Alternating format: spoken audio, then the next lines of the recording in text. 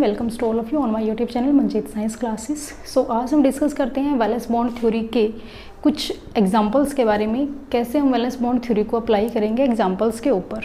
So first हमने example consider किया है यहाँ पे CrNH3 then whole 3 positive charge दिया हुआ है। सो कैसे करेंगे? सो फर्स्टली जो क्रोमियम है इसका एटॉमिक नंबर क्या होता है? क्रोमियम का एटॉमिक नंबर हमारे पास होता है 24। अगर इलेक्ट्रॉनिक कॉन्फ़िगरेशन राइट करें क्रोमियम की, देन हमारे पास होती है आर्गन 3d5 4s1। ये जो इलेक्ट्रॉनिक कॉन्फ़िगरेशन है ये मैंने कैसे राइट की है, इसकी एक शॉर्ट वीडियो चैनल पे अपलोडेड है, आप उस वीडियो को जाके देख सकते हैं कि कैसे हम डी ब्लॉक के जो एलिमेंट्स हैं उनके इलेक्ट्रॉनिक कॉन्फ़िगरेशन को लर्न करेंगे बाय ट्रिक। क्लियर?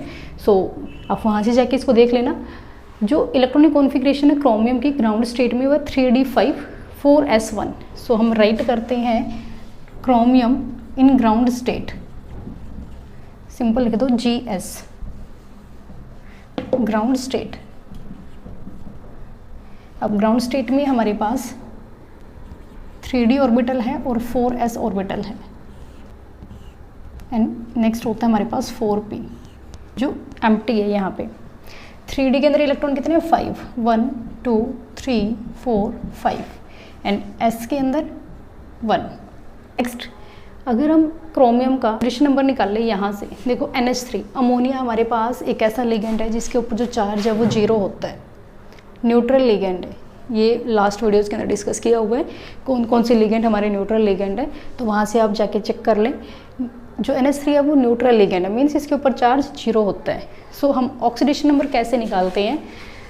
क्रोमियम जिसका हमने निकालना उसको हम x मानेंगे, x प्लस 6 के मल्टीप्लाई 0 के साथ 6 मल्टीप्लाई 0, और जो ऊपर चार्ज ये होता है स्क्वायर ब्रैकेट के ऊपर उसको हम इक्वल में लिखते हैं +3। देन यहाँ से क्या हो जाएगा x plus 0 is equal to +3। So x is equal to +3। तो कितना ऑक्सीडेशन नंबर आया क्रोमियम के ऊपर? +3। सो जब क्रोमियम +3 में एग्जिस्ट कर रहा है, +3 ऑक्सीडेशन स्टेट में एग्जिस्ट कर रहे हैं, और आपको पता होगा कोऑर्डिनेशन कंपाउंड के अंदर जो मेटल है उनका जो ऑक्सीडेशन नंबर है वो हम रोमन के अंदर राइट करते हैं। 3 इलेक्ट्रॉन लॉस किए इसने, 1 इलेक्ट्रॉन 4s ऑर्बिटल का लॉस किया और 2 इलेक्ट्रॉन 3d से लॉस किए।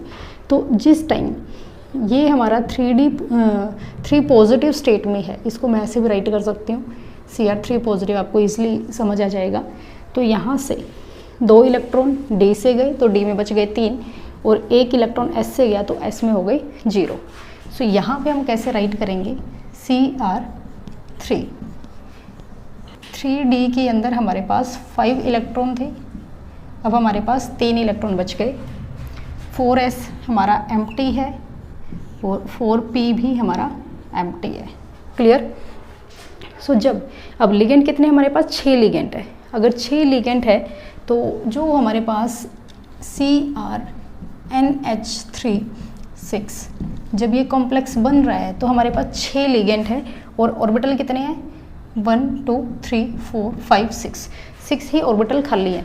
हमने क्या बोला था, एक पोस्टुलेट आया था, एक अजम्पशन थी VBT के अंदर पुलिंग की, उसने बोला था कि अगर जितने भी लिगेंड अप्रोच करेंगे किसी भी मेटल को तो उस मेटल के पास उतने ही ऑर्बिटल खाली होने चाहिए उन लिगेंड्स के लिए, क्योंकि जो लिगेंड है लाइक NH3 है, NH3 ने अपना एक पेयर ऑफ इलेक्ट्रॉन यहाँ डोनेट किया इस वाले ऑर्बिटल में, दूसरे NH3 ने यहाँ डोनेट किया, तीसरे ने यहाँ, 4th 5th 6th, ऐसे ही सारे जो NH3 है वो डोनेट करेंगे अपने लोन पेयर ऑफ इलेक्ट्रॉन को।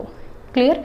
क्योंकि अमोनिया के पास, नाइट्रोजन के पास लोन पेयर होता है तो वो डोनेट कर देंगे। अब यहाँ से देखो, यहाँ पे जो लोन पेयर ऑफ इलेक्ट्रॉन था उसने बॉन्डिंग की d ऑर्बिटल के साथ, यहाँ पे भी d ऑर्बिटल के साथ, यहाँ पे अमोनिया के लोन पेयर ने बॉन्डिंग की s ऑर्बिटल के साथ, 4s था ना ये, और फिर 4p के साथ। मीन्स कहीं पे तो bonding lone pair of electron की d के साथ हो रही है, कहीं पे बॉन्डिंग s के साथ हो रही है, और कहीं पे बॉन्डिंग d के साथ हो रही है, सॉरी p ऑर्बिटल के साथ हो रही है।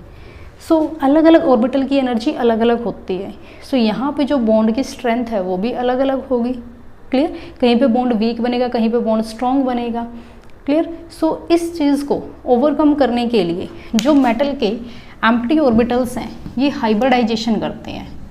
अब जो मेटल के एम्प्टी ऑर्बिटल हैं ये हाइब्रिडाइजेशन करते हैं। यहाँ पे हाइब्रिडाइजेशन हुई, किस किस ने की, D2 एक S और 3 P, D2 sp3 ऑर्बिटल्स ने हाइब्रिडाइजेशन की। हाइब्रिडाइजेशन के बाद हमारे पास ये सेम लाइन आप यहाँ पे लिखोगे और देन इसको ऐसे सर्कल कर देना, D2 sp3 hybridise orbital. Clear, means ये पूरे के पूरे को आप यहाँ पे राइट करोगे। ये जो मैंने रेड कलर से मार्क किया है इसको ऊपर वाले पार्ट में नहीं करना है, इसको नीचे जो जहाँ पे मैंने लिखा है ना CR3 पॉजिटिव हाइब्रिडाइजेशन, यहाँ पे आप इसको पूरे को राइट करोगे।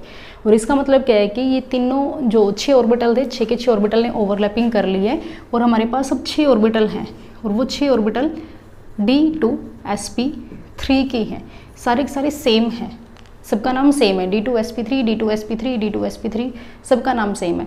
सबके अंदर D character, S character, P character same है। मीन्स अगर सेम करेक्टर है तो सेम टाइप की बॉन्डिंग बनेगी, सेम टाइप की बॉन्ड स्ट्रेंथ होगी। क्लियर। अब यहाँ पे देखो हमारे पास 6 लिगेंड थे और 6 ऑर्बिटल, हमारे जो इनर ऑर्बिटल है वो यूज़ हो रही हैं, n-1d ऑर्बिटल यूज़ हो रही हैं। देखो मैंने 2 टर्म वहाँ पे यूज़ की थी, एक मैं बोल रही थी n-1d ऑर्बिटल और एक मैंने लिखा था nd ऑर्बिटल। और मैंने आपको बोला था कि जब आप एग्जाम्पल करोगे तो वहाँ पे आपको क्लियर हो जाएगा। अब देखो n क्या होता है, n हमारे पास होता है प्रिंसिपल क्वांटम नंबर, n होता है principal quantum number, quantum number आपने +1 क्लास में पढ़ा होगा। जो n है वो हमें बताता है कि कौन सा पीरियड हमारा चल रहा है। अब 4p मीन्स 4th पीरियड के अंदर ये एलिमेंट है, जो भी हमारे पास क्रोमियम है ना, अगर 4p लास्ट में हमारा 4 आ रहा है तो मतलब 4th पीरियड में है ये। क्लियर। n हमें ये बताता है। तो n-1 अगर n की वैल्यू यहाँ पे 4 है तो 4 - 1 क्या हो गया 3, और मैं पीछे क्या लगा रही हूँ d, 3d। क्लियर। तो n-1 का मतलब क्या हुआ 3d, और 3d ऑर्बिटल कौन सा है, ये वाला है। क्लियर। 3d ऑर्बिटल कौन सा है, ये वाला है। 3d के बाद 4s, 4s के बाद 4p, 4p के बाद 4d ऑर्बिटल भी आता है जो खाली होता है। उस खाली वाले ऑर्बिटल को कब यूज़ करेंगे, जब ये वाला फिल होगा। यहाँ पे जो इलेक्ट्रॉन है वो फिल होंगे सारे के सारे। अगर ये यूज अप में नहीं हो रहा देन हम 4p के बाद 4d होता है उसको यूज करेंगे और उसको हम बोलेंगे nd orbital. Clear. I hope आपको समझ आया हो। अगर फिर भी कहीं पे भी कोई भी दिक्कत है तो आप कमेंट कर सकते हो कि कैसे हम n-1d एंड nd ऑर्बिटल को यूज करते हैं। क्लियर। सो नाउ अब जब क्रोमियम के साथ NH3 बॉन्डिंग करते हैं तो उसको हम कैसे शो करेंगे, जिनके अंदर इलेक्ट्रॉन है उनके अंदर हम इलेक्ट्रॉन फिल कर देंगे और जिनके अंदर इलेक्ट्रॉन नहीं है उनके अंदर लिगेंड से पेयर ऑफ इलेक्ट्रॉन आएगा। अब उस पेयर ऑफ इलेक्ट्रॉन को हम ऐसे क्रॉस क्रॉस से शो कर देते हैं, क्रॉस क्रॉस से शो कर देते हैं। ये 2 क्रॉस का मतलब क्या है, 2 इलेक्ट्रॉन यहाँ पे हैं, किससे आए हैं, NH3 से आए हैं। NH3 ने अपने लोन पेयर ऑफ इलेक्ट्रॉन को डोनेट किया है। क्लियर। सो ये हमारे पास है CrNH3 6 और स्क्वायर ब्रैकेट के बाद 3 पॉजिटिव चार्ज कॉम्प्लेक्स आयन की फॉर्मेशन। अब यहाँ से देखो हमें क्या बताना होता है, हमसे पूछते हैं ज्योमेट्री कैसी है, ज्योमेट्री के बाद हमसे पूछते हैं हाइब्रिडाइजेशन कैसी है, कौन सी हाइब्रिडाइजेशन है, और देन हमसे पूछते हैं मैग्नेटिक बिहेवियर कैसा है, मैग्नेटिक बिहेवियर कैसा है। फर्स्टली ज्योमेट्री पूछेंगे तो हमारे पास देखो D2 sp3 हाइब्रिडाइज ऑर्बिटल है और हमें पता है जब हमारी जो हाइब्रिडाइजेशन थी वो D2 sp3 हाइब्रिडाइजेशन थी तो हमारी जो ज्योमेट्री थी कंपाउंड की वो ऑक्टाहेड्रल थी, ऑक्टाहेड्रल थी। ज्योमेट्री आपको बना के भी दिखानी होती है तो आप यहाँ पे बना के दिखा सकते हो।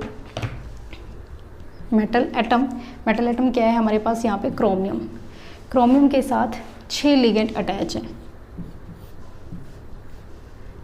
ये 6 लिगेंड NH3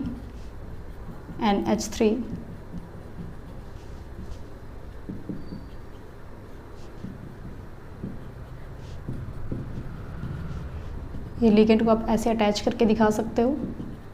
कोऑर्डिनेट बॉन्ड के लिए आप ऐसे मेटल की साइड एरो शो करोगे। ये हमारी होगी ज्योमेट्री। हाइब्रिडाइजेशन क्या है, D2sp3। Next is magnetic behaviour. अभी लास्ट वीडियो के अंदर मैंने आपको बताया था पैरामैग्नेटिक, डायमैग्नेटिक, दो टाइप के बिहेवियर होते हैं। अगर अनपेड इलेक्ट्रॉन है, अब देखो 1 2 3 3 अनपेड इलेक्ट्रॉन है, अनपेड इलेक्ट्रॉन है तो ये कैसा बिहेवियर शो करेगा, पैरामैग्नेटिक। अगर अनपेड इलेक्ट्रॉन नहीं होते तो ये क्या होता, डायमैग्नेटिक। क्लियर। सो ये सब बताना होता है हमें वैलेंस बॉन्ड थ्योरी के बारे में। नेक्स्ट वीडियो के अंदर डिस्कस करते हैं हम नेक्स्ट अदर एग्जाम्पल। ओके।